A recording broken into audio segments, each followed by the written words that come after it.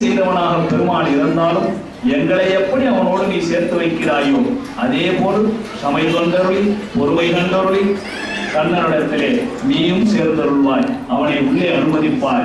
இப்படி ஆழ்வார் பிராட்டியிடத்தில் பேசின உடனே பிராட்டி சொல்லி அனுப்புகிறாள், எனக்கு எப்பொழுதும் பொறுமை என்ற குணம் உண்டு, அவர்தான் அடிக்கடி குணம் மாறிக்கொள்கிறார், நீர் அவரிடத்துல போய் பேசும் என்று சொல்ல இப்பொழுது ஆழ்வார் பெருமானிடத்திலே வருகிறார்.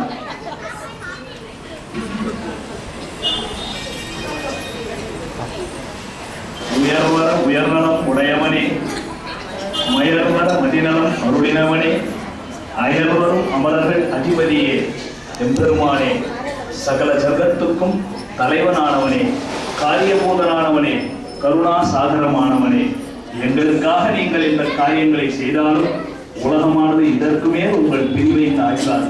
அகலகின்றேன் இறையும் என்று அலர்மேல் மங்கை உரை மார்பனாகத்தான் உன்னை கண்டிருக்கிறோம். திருமால் என்றுதான் எங்களுக்கு பார்க்க தெரியும், ஸ்ரீ வைஷ்ணவனாகத்தான் எங்களுக்கு பார்க்க தெரியும். பிராட்டியை விட்டு பிரிந்த பெருமான் பிரம்மச்சாரியாக இருக்கின்ற நாராயணனை நாங்கள் பார்ப்பது மிகவும் அரிது, எங்களால் தாங்க முடியாது. அதனாலே பிராட்டியோடு சேர்ந்து நாங்கள் எல்லோரும் சந்தோஷப்படக்கூடியவனான சம்சாரியான ஸ்ரீமன் நாராயணனாக, அகலகில்லேன் இறையும் என்ற அலர்மேல் மங்கை உரை மார்பனாக இருக்கக்கூடிய ஸ்ரீனிவாசனாக, மாதவனாக, ஸ்ரீதரனாக